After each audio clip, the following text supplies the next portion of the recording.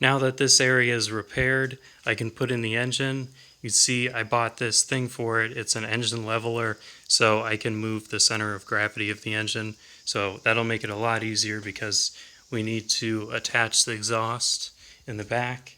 We got to line it up with that, so we need to tilt it a bit. We also need, the engine has to go underneath this thing, and then it goes up again, and this is the engine mount. So it's really weird, but yeah, I really needed to buy that in order to do this.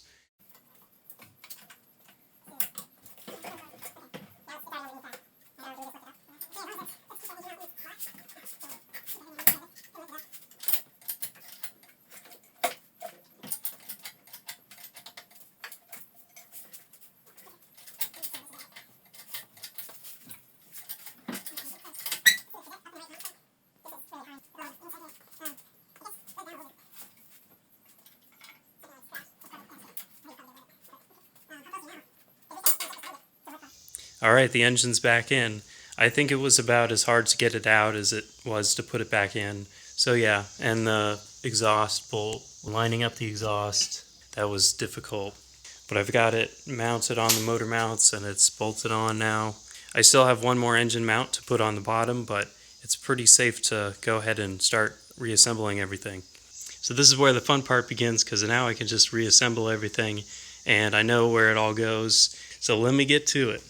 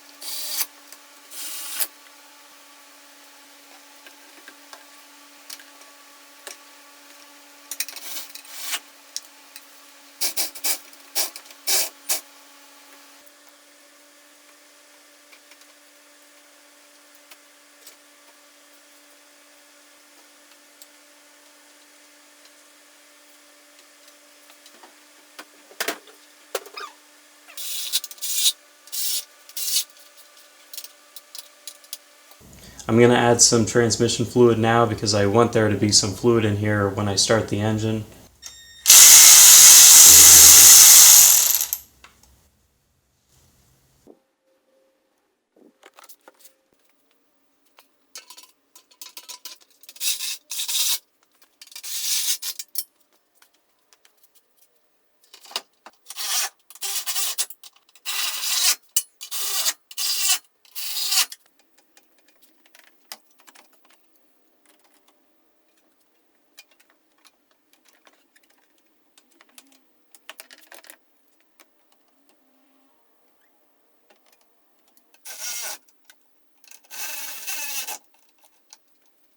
I have the new crash sensor here and I'm going to install it on the frame rail.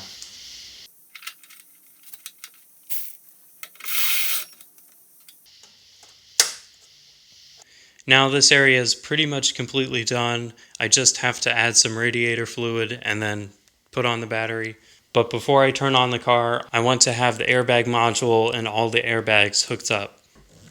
So that means reassembling the inside of the car. Here's the new airbag. I wish I could turn the wheel, but it's locked in this position right now, so oh well.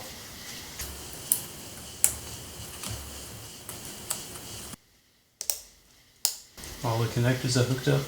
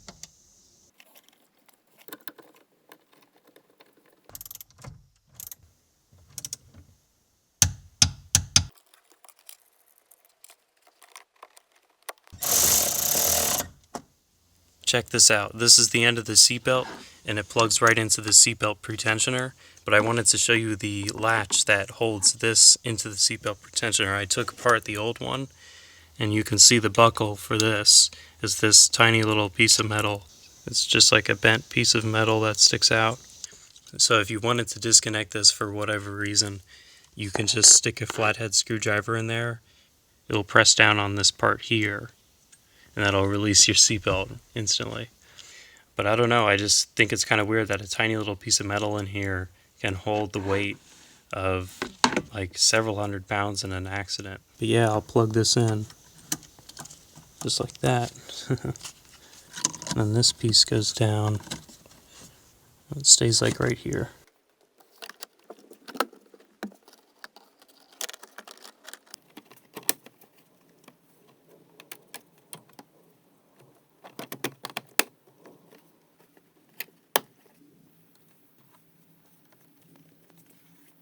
Okay, the car is just about ready to be started. I'm going to put in the car battery and fill up the radiator with water just to be safe, and then we can start it.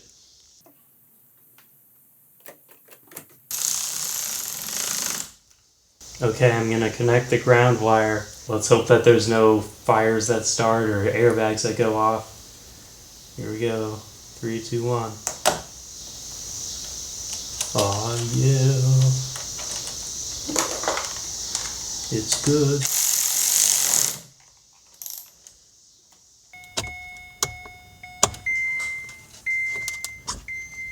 That's good, no airbags just blew up in my face. Alright, I'm gonna push it out of the garage and fill it up with water. If nothing is leaking and the engine runs fine and all that, I'm gonna drain all this completely and put distilled water and antifreeze in here. The radiator's all filled up. Now for the moment of truth. I took the engine out and put it back in. Will it start again? Let's find out.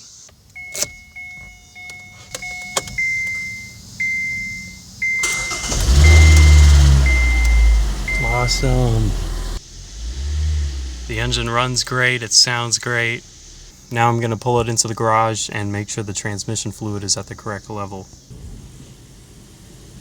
This next part will be too difficult to show on camera, but I'm going to take that out and transmission fluid will come out of that plug. And the plug is at a certain height where the very bottom of it is exactly where the transmission fluid should be. So I'll open it, transmission fluid will come out, and then I'll close it. Wow, so basically like last time, I took out the plug and transmission fluid started coming out really quickly and my container was too small for it and it spilled all over the place as I tried to put the plug back in. I guess I'm just really terrible at changing transmission fluid.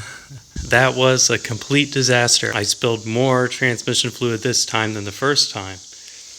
The transmission, let's just say it holds 2 gallons. I put in like 2.1 gallons. But more came out than I expected.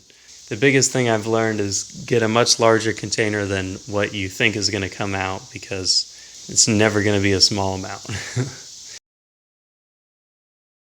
It's getting late and getting dark. I'm going to turn on the car, take it for a test drive.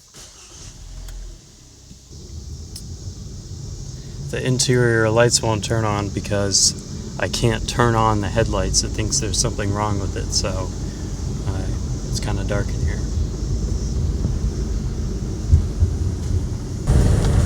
No problemos. Yeah, it drives fine. I like it. It's not leaking. That's good.